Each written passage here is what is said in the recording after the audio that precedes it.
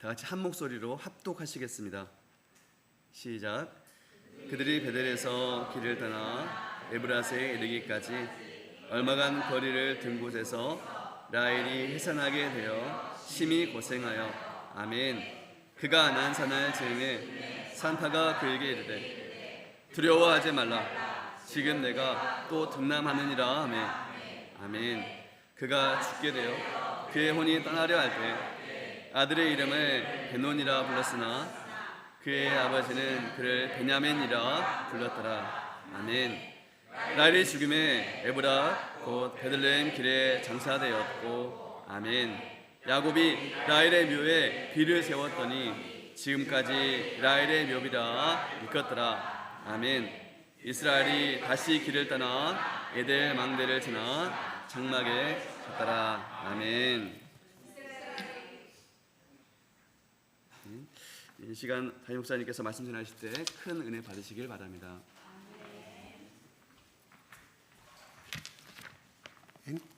예.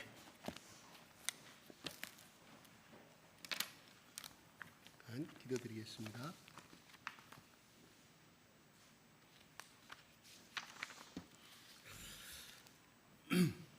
좋으신 아버지 하나님, 이 시간 우리 아버지 하나님께서 우리 한 사람 한 사람의 모든 생각들과 마음과 형편을 아시오니 하나님, 이 시간 선포되어지는 말씀이 우리 가운데 피와 살이 되게 하여 주시옵소서. 하늘의 영혼의 만나가 되게 하여 주시옵소서.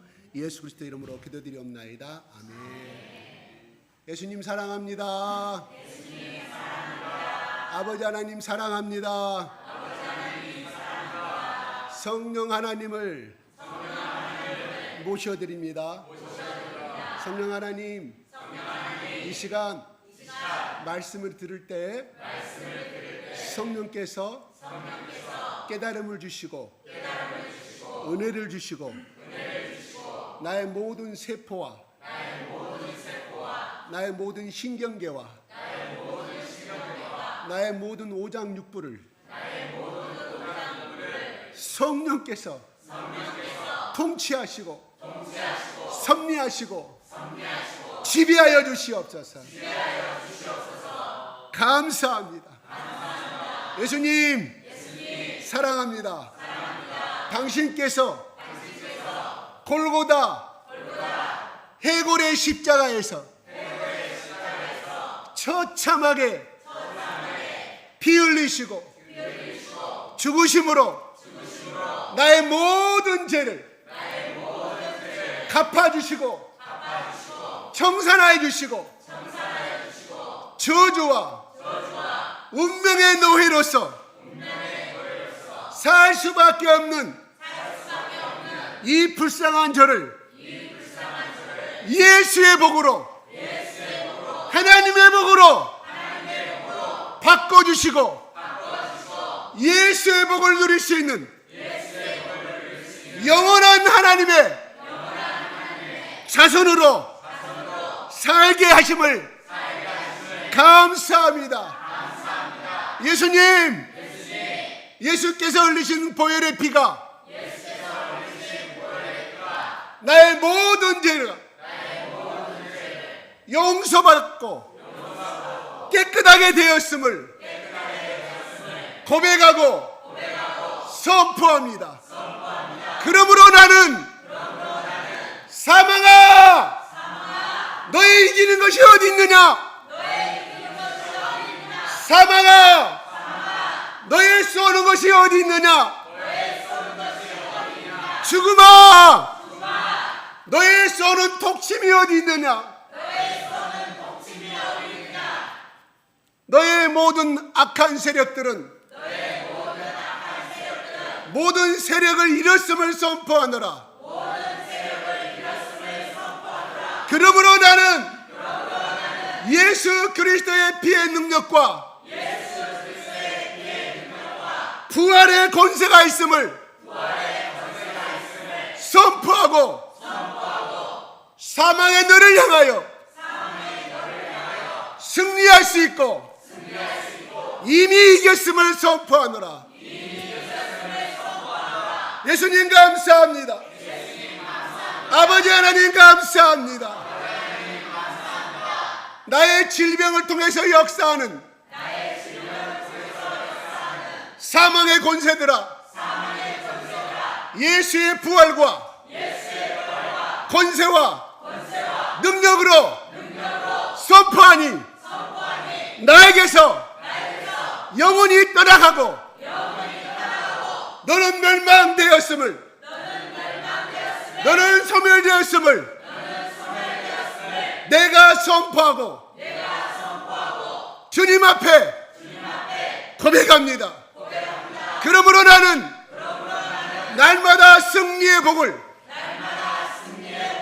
날마다 부활의 복을 덧입고 살아가며 주님 앞에 주의 일을 위하여 날마다 충성할 수 있음을 고백합니다. 서로 축복하겠습니다.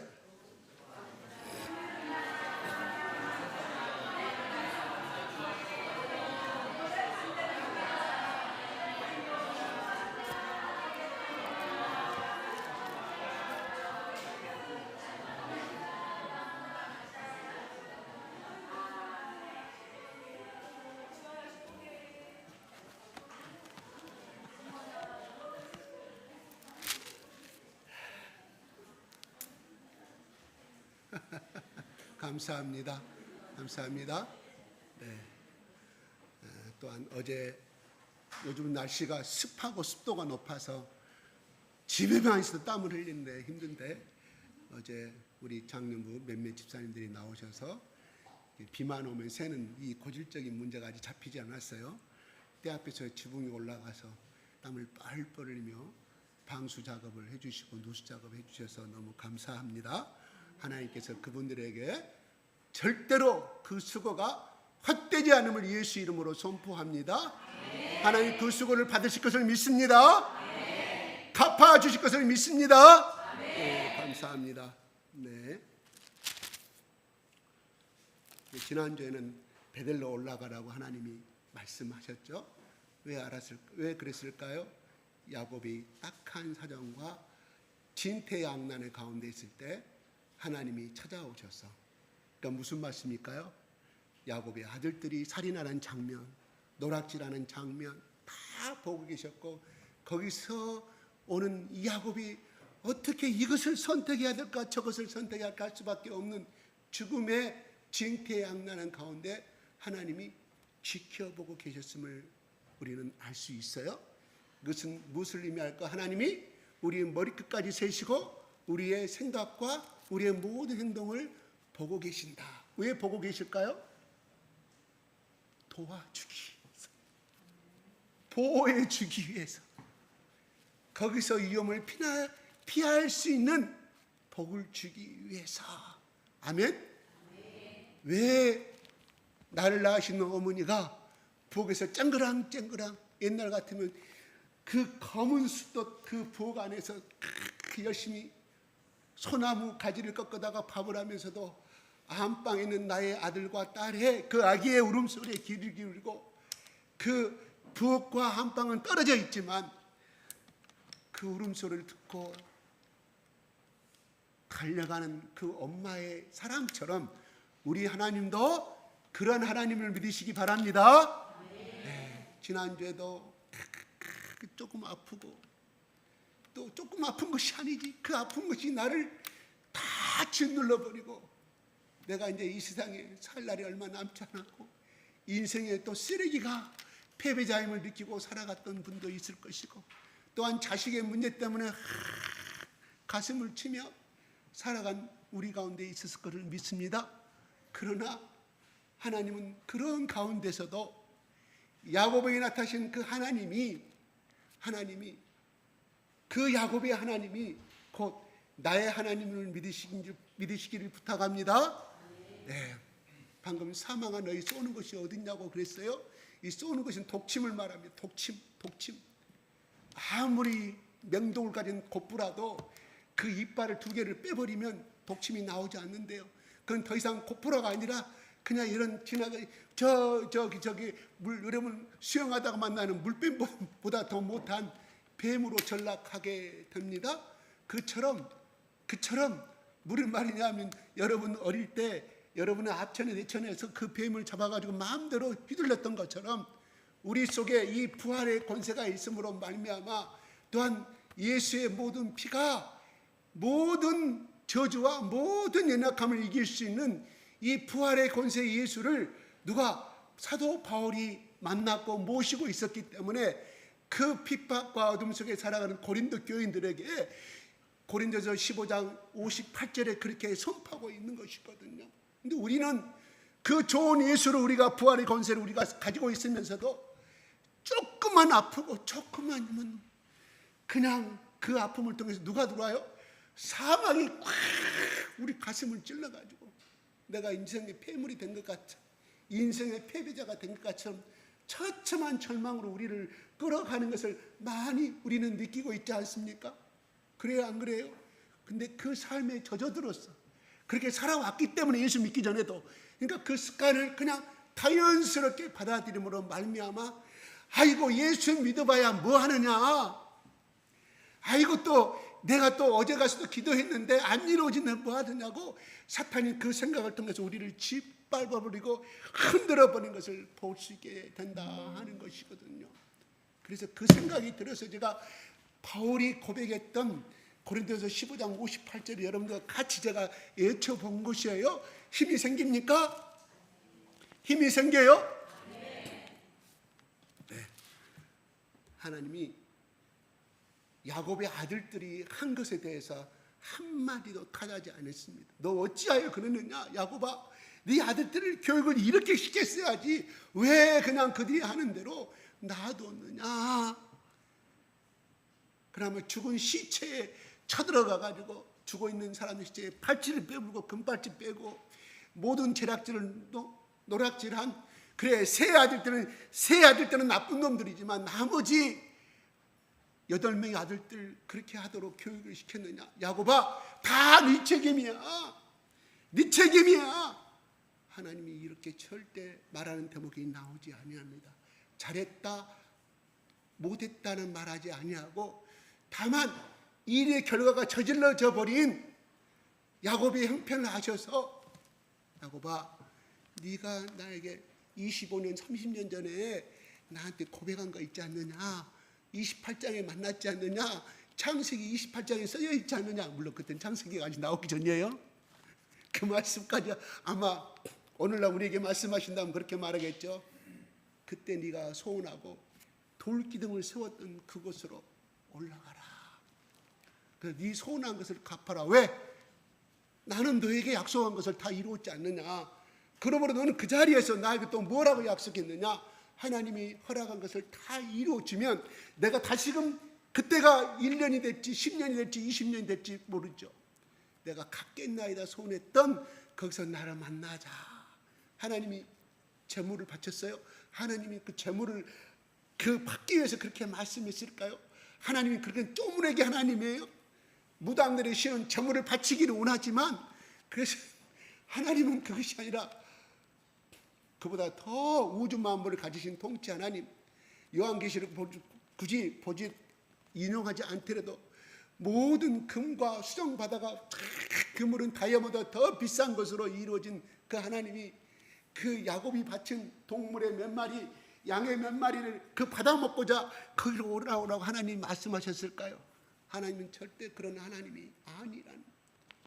다시금 네가 왜 내가 너를 선택했으며 내가 너를 통해서 어떤 역사를 일으킬 것이며 너는 복된 자녀로서의 이 땅의 우주 모든 하나님의 피조물에 그리스도를 이 땅에 보내는 구속적인 리더로서 너를 사용하시겠다는 하나님의 거룩한 사명이 있었기에 다시금 그걸 깨닫게 해주기 위해서 야곱을 불렀다 하는 것입니다.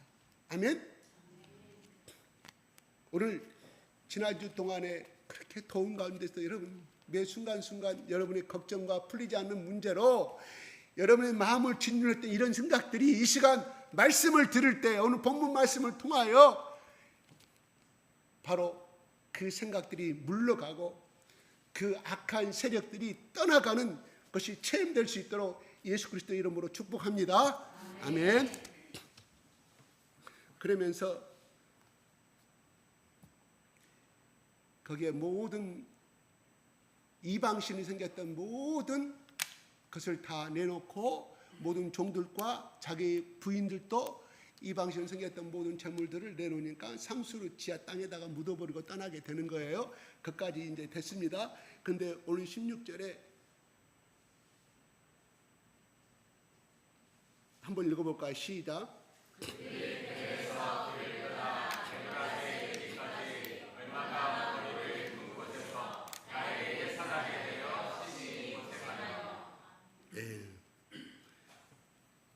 이제 다 하나님이 원하신 대로 다 했어요. 그렇죠? 제단에 쌓는 거 쌓고 또 돌기둥 쌓아서 또 하나님께 약속의 말씀을 들어요. 너를 어떻게 하겠다. 너희 후손 가운데 어떻게 다 축복의 말씀 듣고 이제 완전히 야곱은 어떻게 보면 30년에 약속하였던 그 무거운 짐을 다 걷어버리고 이제는 뭐 어때? 그렇게 하니까 따라오는 자가 없다고 그랬잖아요. 세겜의 족속들이 안 따라와요. 이까지 다 확인했으니 얼마나 야곱은 행복하고 좋았을까요? 이 하나님을 모시고 살면 어디 가든지 이 방패되신 하나님, 나를 보호하시는 하나님, 축복하시는 하나님이 든든한 백에 있으니 아마 야곱은 더 자식들 앞에서 더 의기양양하게 이렇게 쫙 펴고 앞장서서 걸어가고 있었을 거예요. 그래서 이렇게 이 기쁨의 길을 행진하고 있는데 라헬이 해산하게 되어 있습니다. 그런데 17절에 보면은 18절에 보여. 18절 시작.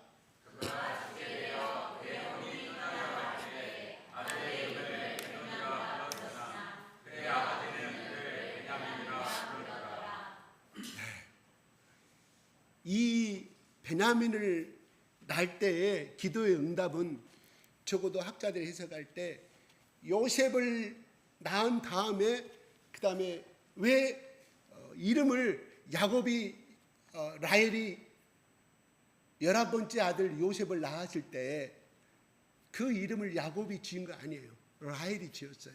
요셉의 뜻이 뭐예요?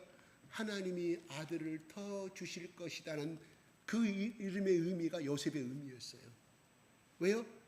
자기 언니는 엄청나게 자기 몸종들은 지금 막 아들 다 퍽퍽 낳고 있는데 라헬은 이제 겨우 아들 하나 낳았으니 언니와 비교시 가운데 언니는 지금 벌써 4아들을 낳았어. 나도 하나를 더 얻기를 원한다. 그래서 요셉이라는 이름을 지었다 하는 말이에요. 그것이 몇십 년 만에 이것이 이루어졌습니다. 그런데 죽음을 당하게 된 것을 보게 됩니다. 그래서 이름을 베냐민이라고 지어요. 이때 나이가 요셉이 몇 살인지는 몰라요. 적어도 10세, 13세, 14세 정도 됐을 거라고 학자들은 추정을 하고 있어요. 베냐민이 태어납니다. 근데 베냐민 이름이 뭐라고요? 베논이라고 뭐라고요? 베냐민은 슬픔의 아들이다. 왜 그렇게 했을까요? 낳았기는 낳았어요. 낳았는데 얼마 되지 않아서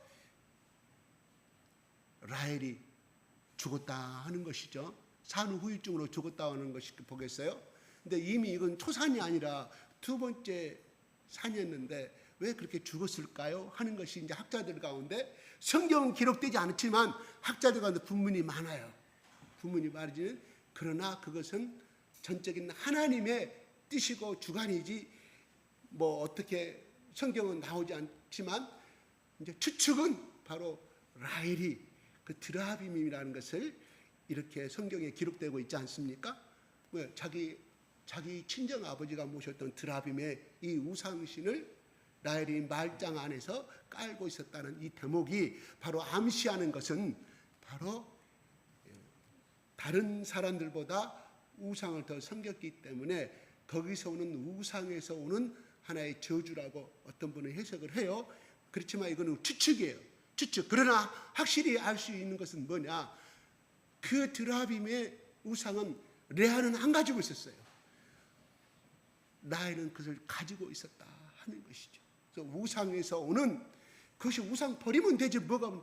그러나 그 우상을 통해서 오는 악의 영향은 우리를 공격한다는 것이에요. 이게 중요하다는 거예요. 그래서 어떤 목사님은 자기 장롱을 갖다가 멋지게 샀어요. 고생고생 해가지고. 옛날 자개농이 얼마나 비쌌어요. 거기 용이 그려져 있으면 그걸 갖다가 나중에 그 목사님이 이제 막 이런 놀라운 세계 속에 들어가니까 이게 우상일 수 있다 싶어서 거기서 오는 악의 기운이 있다. 그래서 그놈을 도끼로 두들겨 패서 부인하고 사모님하고 아주 싸웠다는 이야기를 제가 들은 적이 있습니다. 이게 과연 미신일까요? 아니옵시다. 절대 아니에요. 여러분 혹시 저 태국이나 베트남 가가지고 그 이상한 형상한 것들 혹시 기념으로 사갖고 온 거 멋있잖아요. 맞는 말이에요. 그러나 그런 것을 통해서 우리 속에 그걸 계속 쳐다보면 해서 뭔 생각이 들어올까요? 우리도 알지 못하는 영의 공격이 들어온다 하는 거죠. 왜? 다 그들이 고대로부터 그 나라에서 섬겨오던 우상들이었거늘 그렇게 오늘날 콘텐츠란 공예품을 통해서 우리 속에 파고들므로 인하여 우리 속에 좋지 않은 영향을 끼치게 됩니다. 혹시 여러분 집에 가 있으면 이거는 버려서 이건 한데 비싸 얼마 주고 샀는데 친구들한테 선물하지 마시고 저주를 선물하는 가감히 떼부시기 바랍니다. 이건 이 세계 속에서 열심히 하시는 분들의 간증들의 이야기입니다. 버리고 안 버리는 여러분의 선택의 몫입니다. 그래서 나엘이 그래서 그런 저주를 받았다. 하나님이 죽이신 것이 아니라 그 악의 영향으로 인해서 그렇게 안 좋은 결과를 얻었다 하는 것을 우리는 해석해 볼 수가 있다 하는 것이에요. 그래서 베논이라 하니까 아버지가 그 이름을 베남이라 불러요. 여러분 성경에 같이 밑에 그렇게 나와요. 오른손의 아들이라는 뜻을 가지고 있습니다. 뭔 말일까요? 우리 성경에 하나님께서 나 여호와 하나님은 나의 오른팔로 너를 도우리라. 두려워하지 말라. 떨지 마라. 내 강한 오른팔로. 그래서 고대 사회에서는 오른팔은 왼팔보다 힘이 센 능력을 상징하는 것이었어요. 권능을 상징하는 것이었어요. 그래서 그 곧 숨을 헐떡에 가면서 이제 왜 슬픔의 아들로 라헬이 이름을 지었을까요? 생각해 보세요. 내가 죽으면 이 자식을 누가 젖을 먹일 것이며 엄마 없는 이 삶을 어떻게 살아갈 것인가. 또 두 번째는 저 다른 자기 언니뿐만 아니라 자기 종에서 태어난 아들들한테 갈실이 받을 것을 생각했을까요? 안 했을까요? 세 번째는 이 아이를 누가 내 아들처럼 키워줄 것인가 생각할 때 너무 가슴이 아픈 거예요. 그래서 네 인생이 너무 잔하고 말도 못하고 눈 감고 응애응애하고 있는 그 모습을 죽어가는 라헬이 그래서 슬픔의 아들로 이름 지어준 것인데 이것을 중요한 건 성경은 그걸로 끝나야 되는데 야곱이 그의 아버지는 그를 베냐민이라 불렀다라고 바꿔버려. 라헬의 그 슬픔의 그 부정적인 그 말을 야곱은 여보 걱정하지 마세요. 당신은 슬픔의 아들이라는 이름을 지었지만 걱정하지 마시고 눈을 감으시고 나는 이 아들을 끝까지 내 오른편에 있는 아들로서의 삶을 가지고 내 아들을 당신이 낳은 이 아들을 내가 키울 것이란 그런 위로와 칭찬의 말로 바꿔버린다는 사실이거든요. 누구를? 그 피덩이에 지나지 않은 그 가냘픈 그 베냐민 보호할 수 없는 그 베냐민을 향하여서 라헬이 들으도록 오른손의 아들로 선포한 것을 바라보게 됩니다.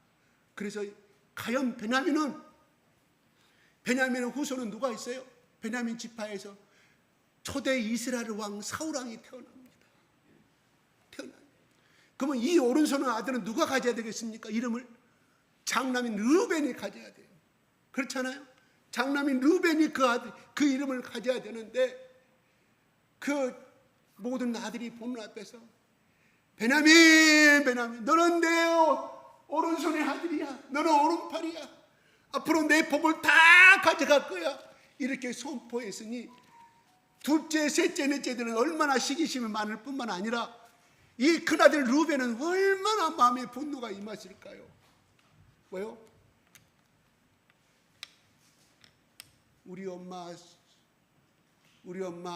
내 아들을 낳을 때까지 우리 엄마를 사랑하지 않냐고 오직 라헬만을 작은 엄마만을 사랑하는 이 라헬에 이 르우벤이 장남으로서 얼마나 많은 문제의식을 가졌을 거라 이런 말이에요. 그래서 다른 아들보다 엄마 더 나아 더 나아. 그래서 아버지 사랑을 더 많이 받아. 그래서 밖에 나가서 합판체라는 그 체험제 그런 것을 갖다가 자기 엄마한테 바쳐 임신이 잘 되게 하는, 그 당시에 풀로 약으로 썼던 것이거든요. 그만큼 루벤은 엄마를 사랑했던 사람이고 더 걱정하고 차별받는 자기 엄마에 대해서 아픈 마음을 가졌던 효자였습니다. 그런데 그 효자의 그 마음이 어떻게 나타나냐면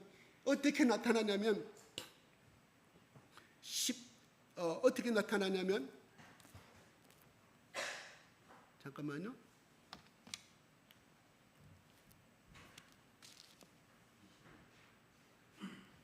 레아의 22절 한번 읽어볼까? 시작.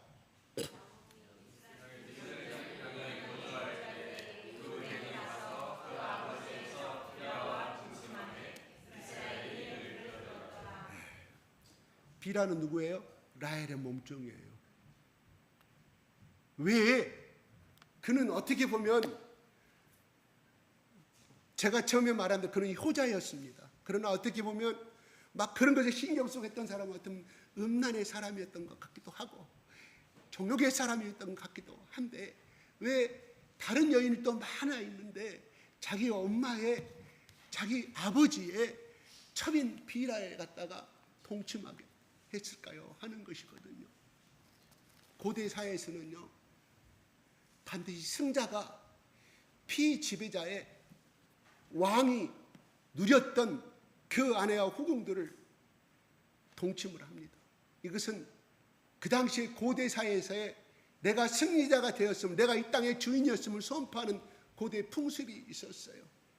그래서 가장 가까운 예로 자기 아들 압살롬에서 쫓겨나가고 도망갔던 다윗의 후궁들을 누가 취해요? 압살롬이 취해버리잖아요. 이제부터 내가 왕이다. 다윗이 왕이 아니라 내가 아들인 내가 왕이라는 선포하는 의미가 있는 것이거든요. 그래요. 왜 하필은 많은 여자 중에 그가 정욕적인 사람이 있다고 가정합시다. 그런데 많은 여자 중에 라헬의 몸종 여인을, 그나마 라헬이 죽은 지 얼마 되지도 않은데 이 슬픔 가운데 자기 아버지의 부인을 범했을까라 하는 것이거든요. 바로 그것이에요. 레아가 살아있을 때, 라헬이 살아있을 때 얼마나 자기 엄마가 천대받았고 하는 이 반감, 그리고 그 후체지만은 이 불화를 동침함으로 말미암아 아버지에 대한 반항, 그리고 내가 이 땅의 장남으로, 이 집안의 장남으로서 후대를 이끌어가겠다는 하나의 묵시적인 암시가 들어있음을 바라보게 됩니다. 그래요. 그는 효자였습니다. 그러나 두 번째 행동은 잘못된 것이죠. 어떻든 간에 미워하고 자기 엄마를 사랑하지 못한 이것은 야곱의 책임이지만, 그러나 자식으로서의 지켜야 할 선은 있었는데 이거를 지키지 못함으로 인하여 루벤은 결국은 마지막에 49장에 야곱이 안수하고 축복할 때, 루벤아, 네가 장자로서의 네가 큰 능력 있고 탁월하지만 너는 장자의 축복을 누리지 못하고 뿔뿔이 흩어지는 저주를 해버리게 되고 맙니다. 루벤이 저주해버려. 누가? 야곱이. 그때 그 시기가 이때 이 시기하고 10년이 흘렀는지 20년이 흘렀는지는 몰라요. 야곱이 이 속에 강한 아들을 책망하지도, 책망할 말도 없어요. 뭐 했다는 말이 없어요. 그러나 야곱에는 이 감정과 이것을 가지고, 나쁘게 말하면 오난이로 될 수 있겠죠. 마지막 눈을 감는 그 순간에 루벤에게 저주의 저주를 퍼붓습니다. 이 축복을 누가 갖냐? 장자의 축복을 요셉에게 옮겨가 버립니다. 이게 48장 49장에 정확하게 기록이 되어 있다 하는 것입니다. 모르겠습니다. 이 아들이 용서를 빌었는가는 모릅니다. 그래요. 우리가 하나님 앞에 죄를 범하면 예수 그리스도의 십자가 앞에 나가서, 나는 2000년 전에 나를 십자가 죽었는데 내가 이런 죄를 범했습니다. 참의 눈물을 흘리는 것은 용서받습니다, 분명히. 그러나 중요한 것은 그 죄의 대가는 받는다는 거예요. 결과는 누가 지금? 우리 죄를 지은 그 당사자들이 언젠가는 그를 받게 되었다 하는 것이에요. 어떤 예수 믿는 사람이 형법을, 민법을 어기는 사기죄를 범했습니다. 나쁜 죄를 범했습니다. 윤리도덕적으로 훨씬 진하고 진한 그런 죄를 범했다 할지라도 그가 형무소에서 눈물을 흘리며 고백할 때 죄는 용서는 받지만 그 사람이 지은 결과에 대해서는 책임을 지게 됐다 하는 것이에요. 그 영향이 그가 형을 살고 나오면 되겠지만 그 부인과 그 자녀들은 엄청난 악영향을 끼칠 거 아니겠습니까? 죄의 대가는 받게 되어 있다 하는 것이에요. 그러므로 죄를 지면 나는 용서받으면 끝난다는 것이 아니라 나의 행위는 용서받지만 나의 행위의 결과는 내가 직접 간접적으로 특히 나의 가족들에게 엄청난 영향을 끼친다는 것. 그래서 아들이 삐뚤어 나가고 부인이 이혼하고 떠나가 버리고 이런 것을 우리는 많이 꼭 어떤 예를 들지 않아도 그냥 평범한 가정에서도 우리는 그렇게 됨을 많이 볼 수가 있습니다. 여러분 우리가 젊을 때 우리가 언제 젊을 때가 아니죠. 2000년도까지 우리가 2000년도까지 저 열심히 다녔던 예일곤에 거기 있는 아이들 우리 부모를 통해서 들었잖아요. 이 아버지는 어디 갔냐? 형무소에 있다. 교도소에 있다. 돌볼 사람이 없는 것. 그러니까 거기다 맡겨놓고 형을 살고 있는 것을 우리는 지적 감정으로 여러분 체험했을 것입니다. 마찬가지 죄의 결과는 나의 자식과 나의 이 혈육에게 엄청난 영향을 끼치면 우리는 알게 된다는 사실.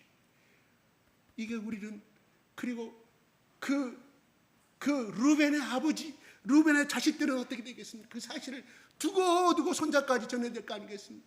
네게 할아버지가, 네게 증조 할아버지가. 그러면 그 후손의 핏줄들은 어떻게 되겠습니까?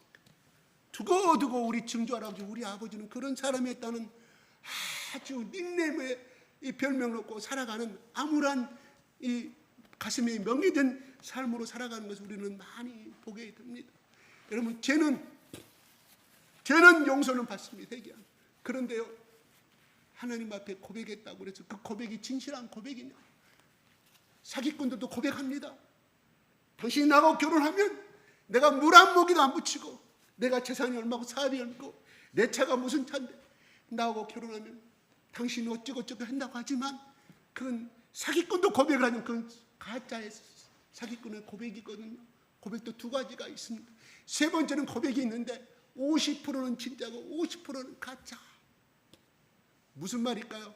우리가 하나님의 죄를 범한다는 것은 회개한다는 것은 무엇을 의미할까요? 방향을 설해하는 거예요. 그 자리에서 떠난다는 것을 이야기합니다. 내가 죄를 고백했다. 용서 받았을까요? 안 받았을까요? 우리는 착각합니다. 내가 고백했으니까 하나님께 용서해 줬다. 그건 내 생각. 그는 나중에 하나님의 심판대 앞에 섰을 때 알 수가 있다 하는 것이거든요. 두 번째 우리는 어떻게 알 수 있느냐? 예언과 투시 은사를 가진 사람 앞에 내 죄가 드러납니다. 그런 사람도 당신 이런 죄가 있다고 이야기하면 아니 내가 그거 언제 죄인데 나 고백했는데요. 모르겠습니다. 하나님 성령께서 이렇게 말씀하십니다. 뭔 말일까? 그 사람 죄는 입으로 했지만 가슴을 찢고 내가 다시는 이걸 하나님 앞에 절대 죄를 지지 않고 이걸 나는 저주하고 미워한다는 이 고백이 아니라 그냥 고백하면 용서해 준다는 그 말 한마디에 그냥 고백하는. 자식도 여러분 엄마 잘못했어요. 부모님 앞에 잘못했어요. 진실로 고백하면 그것은 다시는 그 행동을 하지 않는 것이 진짜 고백의 고백이겠죠. 그죠? 마찬가지로 드러납니다. 그때 여러분 혹시나 그런 사람들이 기도하다가 형제요 가슴에 숨겨진 죄가 있습니다. 제가 말하지 않아도 알겠죠. 그 현명한 성령 은사 받으신 분들이에요. 죄를 정확하게 지적하지 않아요. 무슨 죄가 있는데 당신 회개하라고 말하지 않습니다. 진짜 은사 받은 성령의 사람들은. 네. 당신만이 알고 있는 죄 아시죠? 그걸 고백하라고 성령께서 말씀하십니다. 저는 옆에서 그거 봤어요. 왜 그렇게 이야기했습니까? 저한테 이야기를 해줘. 그는 그 사람과 그 사람만이 아는 치욕스러운 죄입니다. 75세 먹은 할머니한테 그 이야기를 합니다. 할머니 아시죠? 왜 저 할머니한테 저렇게 말씀하셨어요? 그분도 나한테 말한 두리뭉실로 말해요. 여자이기 때문에. 저도 뭔지는 모르겠어요. 고백을 할 땐 그분이 아무 말도 않고 저희 가서 눈물 흘리는 고백을 합니다. 오래전 이야기입니다. 저 젊을 때 이야기입니다. 그렇습니다.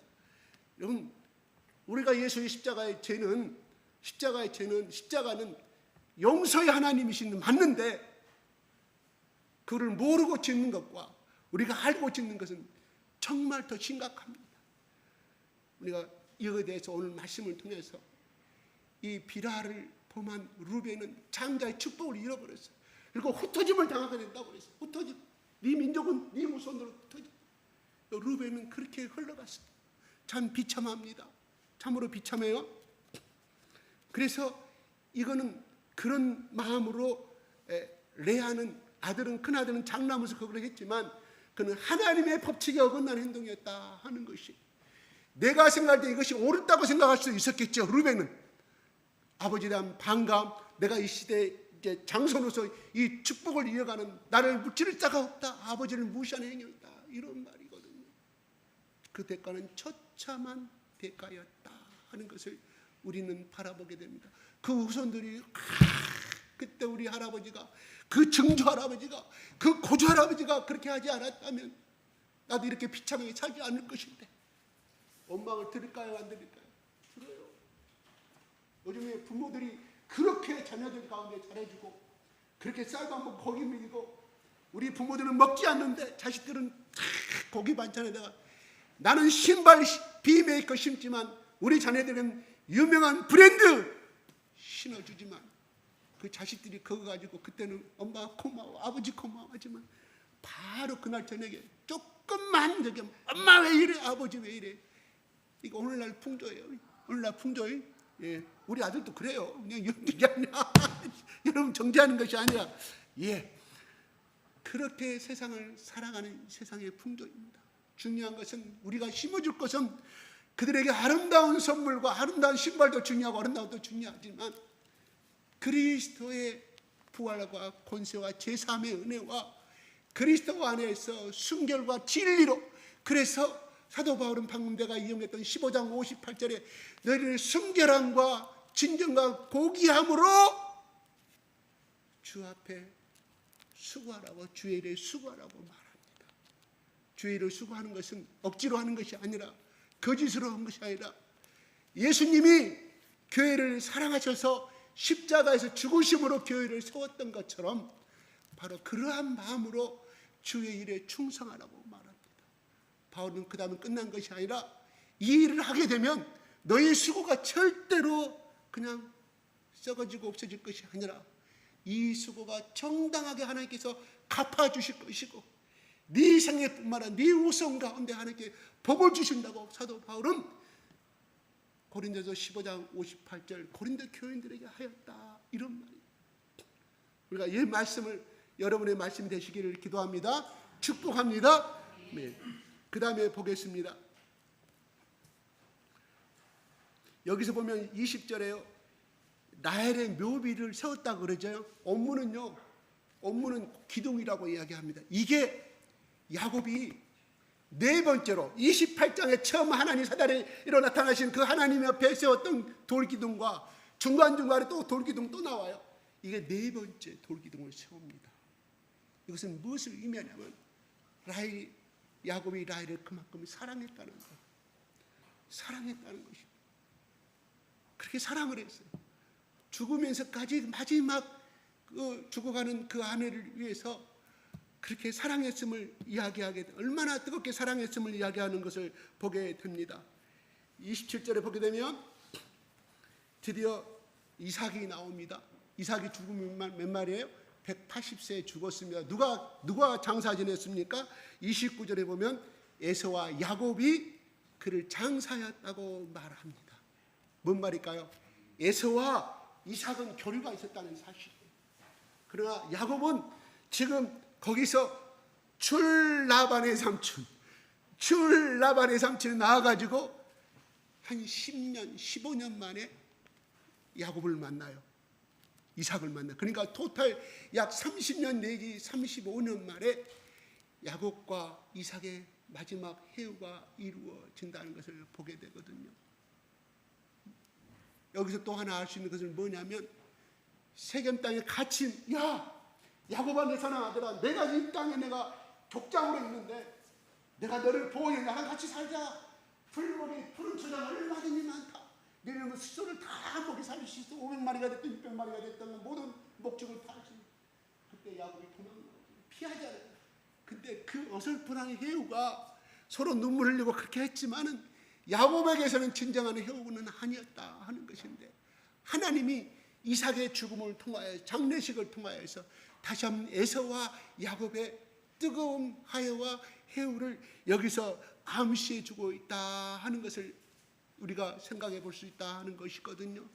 혹시 여러분들 가운데 혹시나 아직도 마음에 찌꺼기가 있어서 대안을 하기는 하는데 진정한 화해가 안 이루어지고 마음에 찌꺼기들이 있습니까? 먼저 가서 고개 숙이고 식사 대접 한번 하면서 조용히 그때 그 사건을 그때는 미안했다고, 내가 말을 이렇게 했다고, 미안하다고, 내가 이렇게 불완전한 사람이라고, 아니 또 당신이 나를 용서하지 않은 것이 있으면 나를 용서해달라고 무릎 꿇는다고 하면 그 누구가 용서해 줄 않을 수 있겠습니까? 그러한 감정의 찌꺼기가 없는 해우와 악수와 그런 사랑의 관계가 회복되기를 예수 이름으로 축복합니다. 아멘.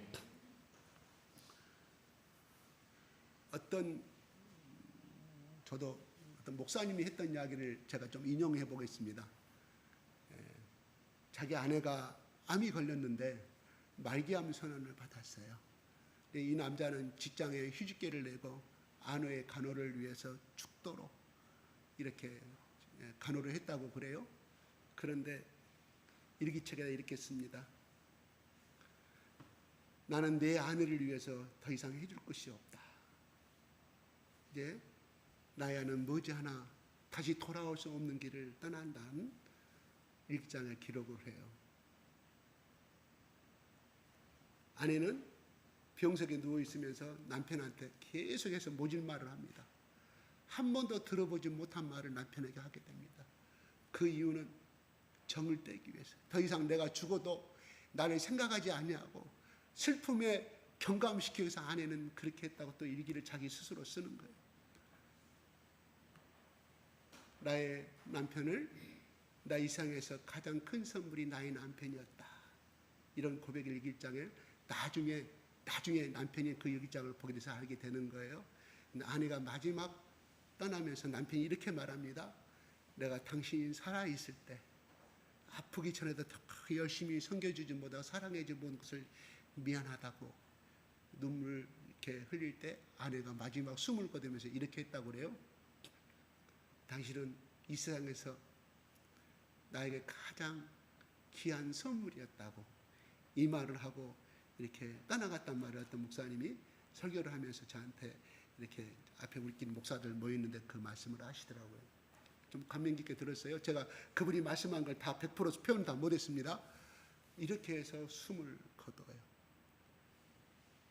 왜 그 여인이, 왜 그 남편이 그렇게 일기에다가 그런 아름다운 고백을 할 수 있을 것이며 부인이 마지막 순간 숨을 거두면서도 당신은 나의 가장 귀한 선물이다, 하늘이 나에게 준 가장 선물이었다고 고백했을까요? 그건 사랑 때문에. 그렇죠? 사랑 이에는 표현할 수가 없는 장면들이에요. 보통 부부 사이가 암이 걸리고 어떻게 하면 빨리 죽기를 바라고 화장실 가서, 어떤 목사님은 그랬다고 합니다. 야곱이 슬퍼서 가슴 치고 울고 있을 때 화장실 가서 웃은 사람이 누가 있냐? 내 아이였다고 그렇게 또 우스갯소리 이야기합니다. 자기 라이벌이 없어졌으니까. 그래서 남자들이 자기 부인이 죽으면 화장실 가서 눈물을 닦으면서 웃는다는 말이 있는데 오늘 이거 좀 좋은 말은 아닙니다. 아무튼 사랑했기 때문에, 사랑에 답변이 없었다는 거예요. 그러면 레아는, 야곱은 이 라헬을 사랑할 때 하나님이 어떻게 사랑했냐면 그 48장 49장에 병석에 누웠을 때 이제 야곱이 곧 죽어가면서 요셉이 두 아들을 데리고 오잖아요. 그죠? 두 아들들에게 엄청난 축복을 줘버리고 복의 복을 부어줘버리고, 심지어는 에브라임에게는 너는 반석의 목자가 너를 도울 것이니라. 반석의 목자가, 이스라엘의 반석의 목자가 너를 도울 것이며 네 앞길을 책임질 것이라고 사도 이삭의 창세기 48장 25절 22절에 쭉 나와 쭉 한번 다시 집에 가서 읽어보십시오. 온전한 축복으로 받게 된 것을 바라보게 됩니다. 그러면서 어떤 말 하냐면 너의 태와 젖먹이는 젖이 그 다음에 샘이 축복이 있다고 말합니다. 그 속에는 뭐가 들어있냐면 그 야곱의 요셉의 어머니, 요셉의 엄마, 요셉이 그때 당시에 12살이나 13살 때 자기 엄마가 죽어가는 모습을 봤을 거 아니겠어요? 그죠? 그런데 그 요셉의 어머니를 회상하면서 젖먹이는 젖과 그 다음에 애기 낳는 태와 그 다음에 샘이 복이 있다고, 그 속에는 라헬을 잃지 못하고 하는 그러한 축복의 요원이 들어있음을 바라보게 돼요. 야곱은 마지막 눈을 감으면서까지 그렇게 라헬을 사랑했다. 진정한 여인은 라헬이었다는 것을 알게 됩니다. 와, 야곱의 이 고집된 생각일까요? 편협된 생각일까요? 아니요. 진정으로 사랑했던 것은 마지막 죽어가면서 자기 사랑했던 여인의 아들 요셉, 자기가 사랑했던 여인의 그 손자들 향해서 그 마지막 라헬을 그리면서도 그가 앞이 보이지 않았어요. 눈 감고 했을 거 아니에요.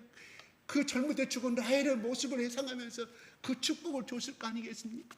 와, 놀라운 축복입니다. 놀라운 사랑의 고백입니다. 우리 예수님도 십자가에 죽을 때 바로 여기 앉아있는 여러분을 위해서, 한 사람 한 사람의 생명을 위해서 십자가에서 모진 6시간의 고통과 찔림과 창의 찔림을 통해서 마지막 생명의 몸부림을 쳐가면서 얼마든지 천사를 동원해서 십자가를 떼어낼 수 있었지만 우리 정기로 지사님을 사랑하기, 우리 김경대 지사님을 사랑하기 때문에, 우리 또한 정삼룡 성도를 사랑하기 때문에 십자가에서 마지막 몸부림을 외치면서 마지막 주여 내 영혼을 받아주시옵소서. 라마라마 사건이 다 이루었다고 고백하십니다. 또한 에베소 6장에는 바울이 이렇게 에베소 교인들에게 말합니다. 5장인가 6장인가요? 놀랍도다 비밀이 그리스도와 교회의 관계라고 이야기합니다. 무슨 말일까요? 예수님이 십자가의 죽으심으로써 이 땅에 교회를 세웠다 하는 것이요, 십자가의 교회는 바로 십자가의 교회의 머리는 누구냐? 주인은 예수 그리스도다, 이런 말이에요. 예수 그리스도는 이 땅에서 소리만 빵빵 치고 간 것이 아니라, 성김을 받은 것이 아니라 처참하게 무시당하고 처참하게 핍박당하고 처참하게 침뱉음 당하고 처참하게 매맞음 당하고 처참하게 모든 살갗을 찢어져 나가면서 지킨 교회, 세우신 것이 바로 그 결과물이 교회라, 이런 말입니다. 여러분, 한 사람 한 사람이 교회라고 말씀했습니다. 바울은 바로 이 교회를 세우신 것은 그리스도의 놀라운 사랑의 비밀이 숨어 있다고 바울은 그렇게 이야기하고 있습니다. 우리가 81년도, 82년도 이 교회를 세울 때, 그래요, 저 지원동 앞에 그 제 아래 집 앞에 거기서 조그맣게 지하에서 태동이 됐지만, 이거는 어떻게 그 두 분들의 간단한 뜻으로 세워진 건 아닙니다. 하나님이 그분들에게 그러한 마음을 주셨고, 그러한 뜨거운 마음을 주고 생명 주신 그 예수 그리스도의 사랑이 있었기에 그 사랑의 태동물이 바로 우리 주사랑 선교회의 시초입니다. 또한 그 교회라는 건물을 이용하여서, 또한 그 교회라는 영적인 통로를 통해서 오늘날 이제까지 이루어진 교회가 우리 교회입니다. 하나님이 그러한 교회를 하루아침에 허물어버리겠습니까? 그러한 교회를 중간에 우리가 어려운 점이 있었지만, 그렇게 흔들릴 수는 있었겠지만 없어질 수가 있을까요? 하나님의 역사가 아니옵시다. 하나님의 역사가 아닙니다. 하나님이 피땀 흘려서 그들 가운데 예수 그리스도의 십자가 죽으심 처참한 죽음 가운데 하나님이 그분들에게 그런 비전을 주셨고, 거기서 시작된 교회가 바로 우리의 교회의 시초입니다. 때로는 바울은 이야기합니다. 사망아 오너라. 또한 모든 폭풍과 모든 바다와 험난한 것을 우리 교회를 흔들 수가 있습니다. 그러나 중요한 것은 우리 교회를 하나님이 세우셨다는 사실입니다.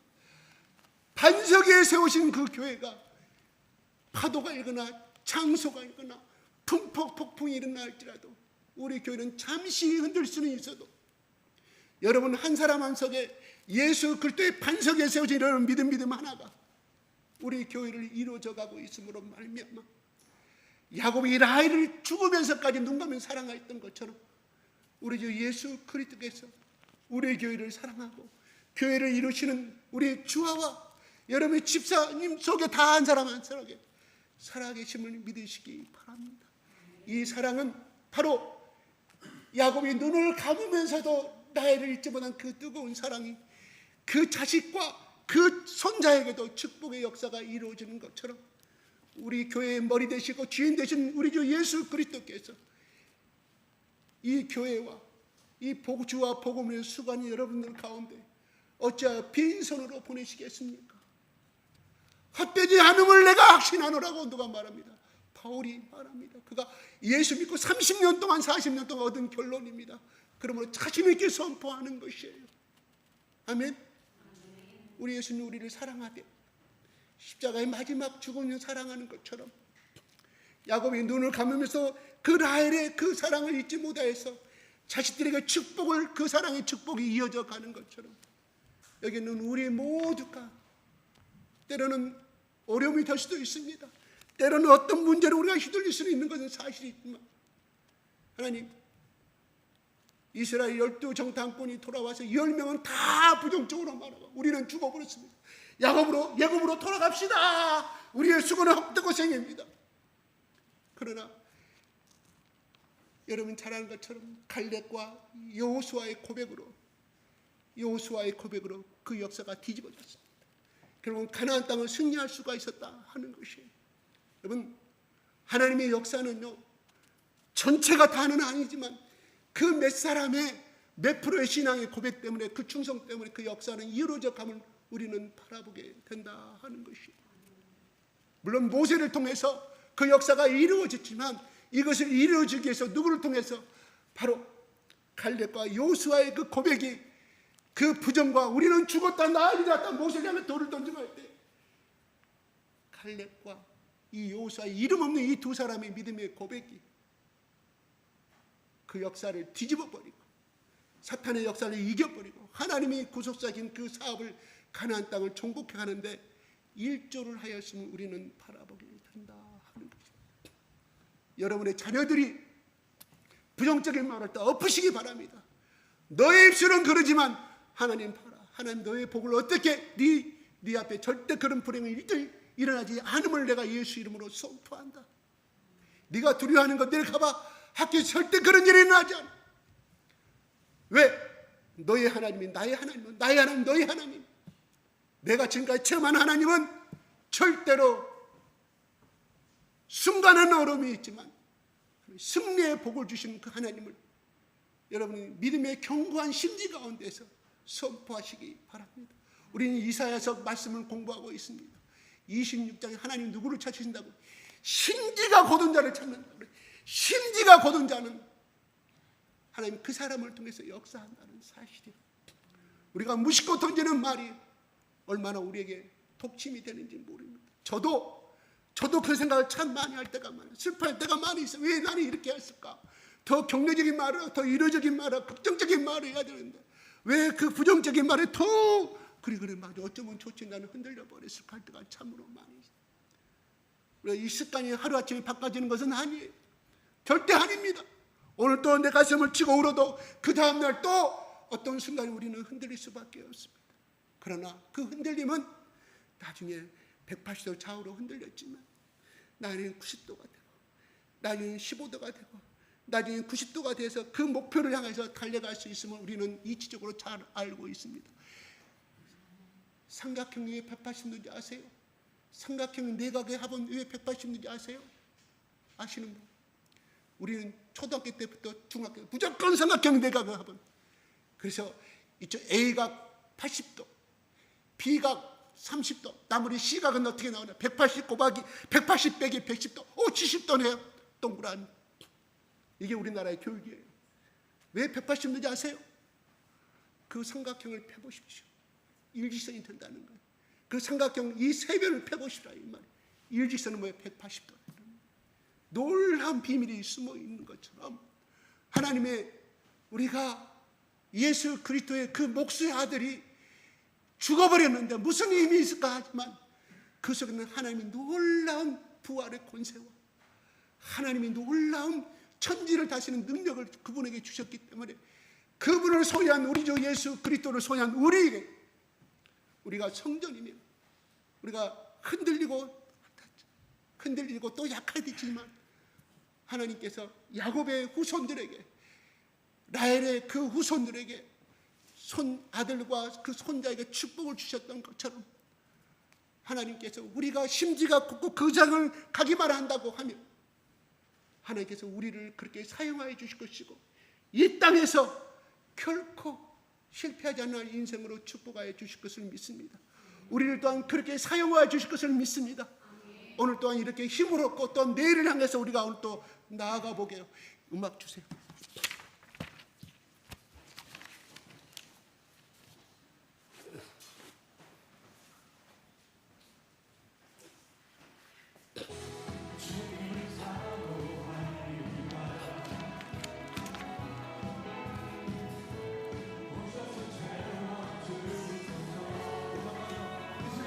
주여 세 번 하고 했습니다. 5분만 기도하겠습니다. 주여, 주여,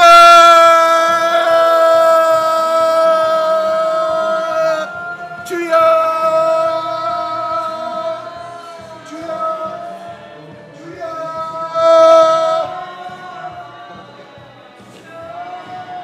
주여, 라라라라라라라라라라. 아버지 하나님 감사하고 감사합니다. 지난 일주일 동안도 하나님께서 주의 오른팔로 붙들어 주시고 하나님 주님의 전에 나와서 예배드리게 하심을 감사합니다. 하나님, 내가 지난 일주일 동안에 하나님이 게으르게 살았다 할지라도, 부정적인 환경 가운데 살았다 할지라도, 하나님 내가 예수의 이름을, 하나님의 이름을 부르지 못한다 할지라도 이 시간 하나님 말씀을 듣고 찬양을 통하여 하나님께 주님께 영광 돌리게 하시고 생각나게 하심을 감사합니다. 하나님 아버지, 미련하고 인악한 야곱을 부르셔서 창세기 28장에 하나님 야곱을 꿈에서 만나주시고, 야곱아 내가 허락한 모든 것을 다시금 이 땅으로 이룰 때까지 너와 함께하며 다시금 네가 이 땅에 돌아올 것이라는 그 약속의 말씀을 하나님 야곱에게 생각나게 하시고 다시금 엘베델로 올라와서 기둥을 세우고 하나님 앞에 소원과 충성을 다짐하였던 이 야곱의 신앙이 나의 신앙이 되게 하여 주시옵소서. 나의 신앙이 되게 하여 주시옵소서. 나의 신앙이 되게 하여 주시옵소서.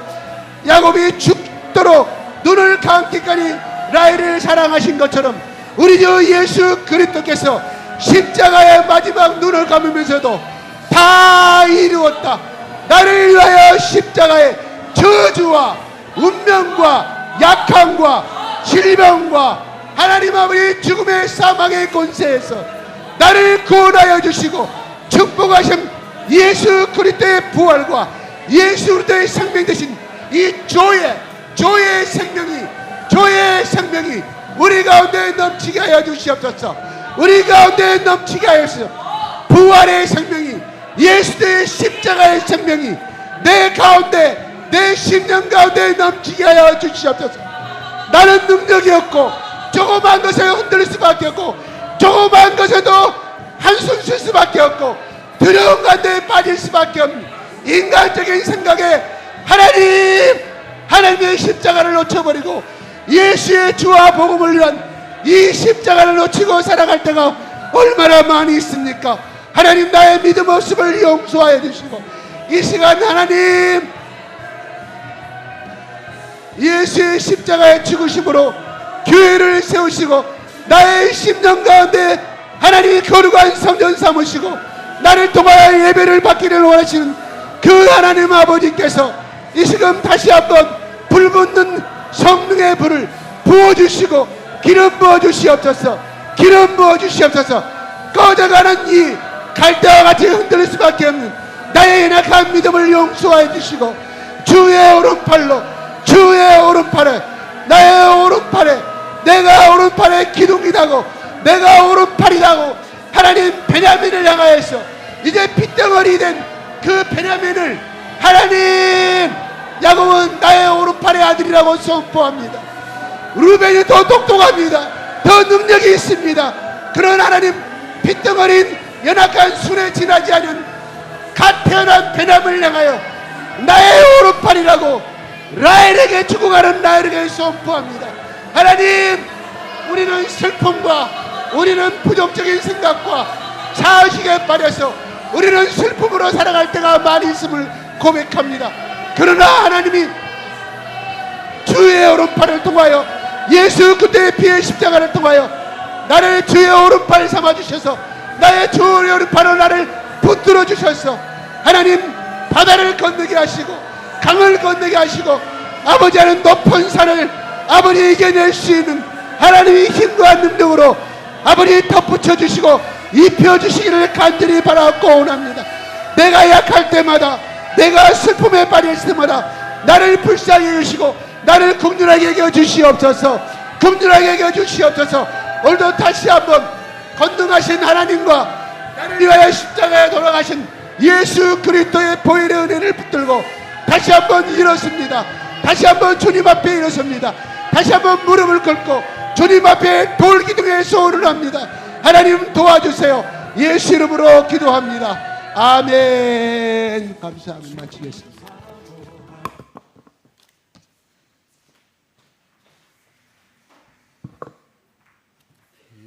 감사합니다.